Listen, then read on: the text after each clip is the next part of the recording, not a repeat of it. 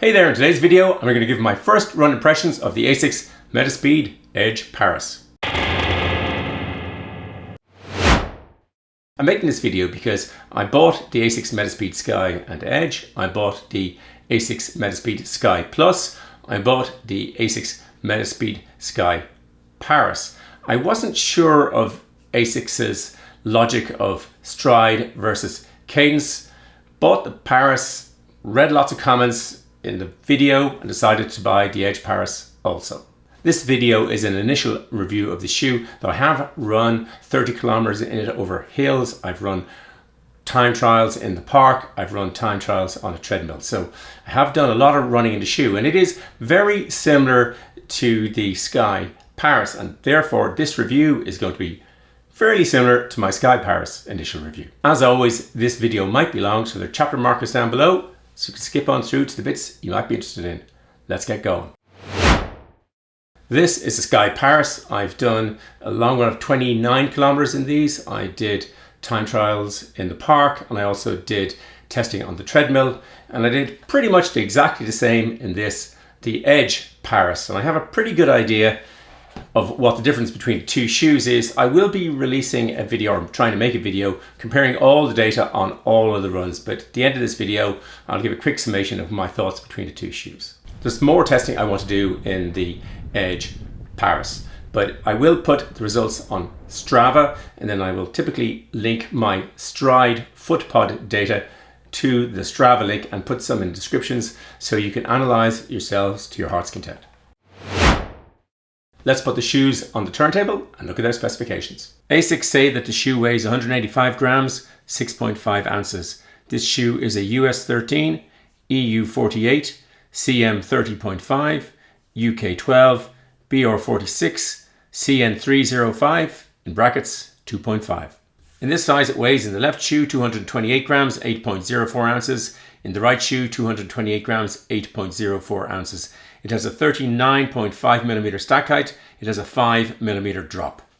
Asics say this: the Metaspeed Edge 3 racing shoes are designed for cadence style runners who are looking to start fast and finish faster.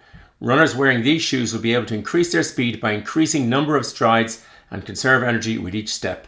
The Metaspeed Edge Paris shoe is our most advanced, lightweight and high performance ride yet.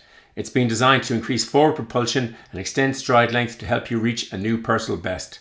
Let's review the shoe and see if what Asics says is true. The upper of the shoe is fairly conventional and not much changed from previous versions. It's not very stretchy, the material, it feels sort of plasticky. It's called Motion Warp 2.0. It looks kind of lumping, but it's perfectly fine once it's on the shoe. We'll stick the light in and have a look at the, you can see the ventilation through the shoe, which is pretty good for when I've been running around in it in the last couple of weeks. Very good sort of ventilation. It's a nicely ventilated, nicely constructed shoe. The toe box is fine for me. I do find the shoe slightly narrow here. I noticed that, I mean, it's got the same upper as the Sky Paris. I noticed that it's slightly tight here. Not very, but if it was tight in your previous version, it might be tighter still. Certainly it seems narrower than the previous one. There is a heel lock eyelets. The laces, they changed after the original version to these kind of Nike Alphafly, Vaporfly style laces. The laces are really good. They're shorter, just exactly the same length as they are in the Sky Paris. Slightly shorter for me than I would usually like, but yeah, any shorter and they'd be a problem, but they're fine in these. And the tongue it's a really nice, and there's a pass through here, but it's really nice, really ventilated, really thin. Not much complexity, no need to be. The midsole is made of Asics' Turbo Plus cushioning. I think the foam has changed in this particular version, but the difference between these two shoes, the Edge and the Sky, is the plate position. In the Sky, the plate in this size is about 15mm from the ground, and in the Edge it's about 8mm. So the plate position and the plate design is the real difference between these two shoes. It's quite hard to tell the original Sky and Edge apart. Thankfully in the Edge Paris and the Sky Paris, well, they have different outsoles. One is red, the Sky Paris, and one is black, the Edge Paris. And there's slightly different holes in the outsoles, but it is a very thin outsole and it wears down pretty quickly.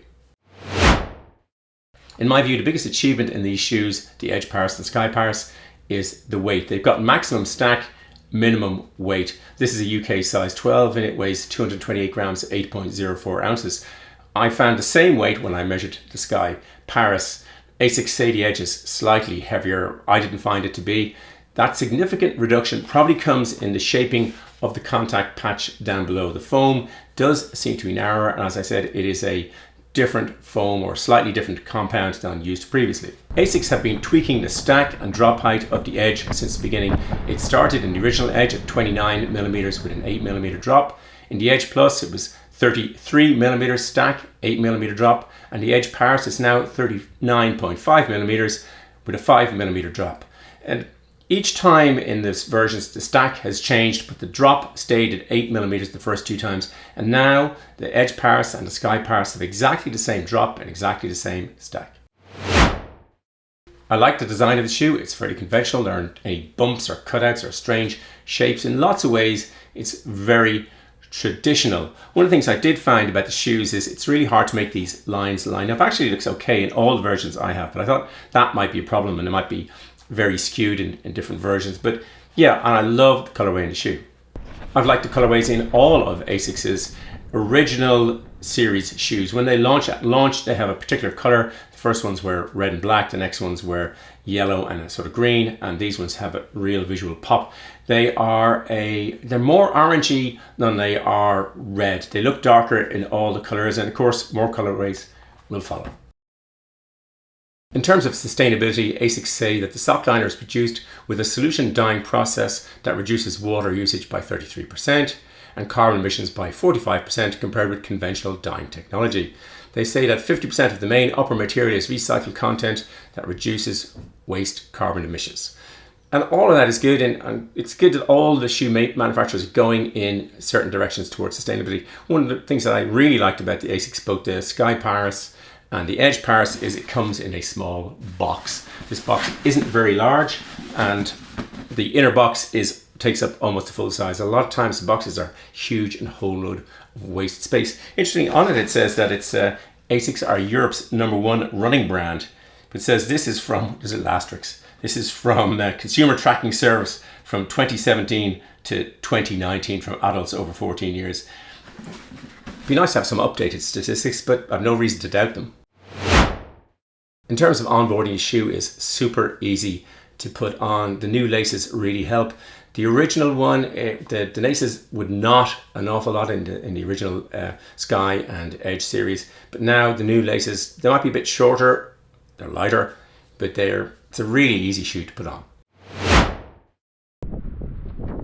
The real difference in the shoes, the Sky Paris and the Edge Paris, comes down to the plate position. In the Edge Paris, it's closer to the ground than in the Sky Paris, and that has a big effect. When I was running in the park yesterday, I found that the Sky Paris was more floaty. I could feel they're high stack shoes, but it was more floaty. I was going to say more on edge, but it's probably not a good analogy. The Edge Paris feels much more stable on the ground. Now they do exactly the same amount of foam and the same stack and the same drop. It all is down to how much of that foam is underneath the plate in the Edge versus the Sky. And actually, I preferred running in the Edge, at least I did yesterday. In terms of the grip and traction, there are no lugs. This is a typical carbon plate shoe with a very thin outsole. I slipped badly in a Sky Plus a couple of weeks ago, but yeah, on mud in winter. So typical marathon running, these are fine.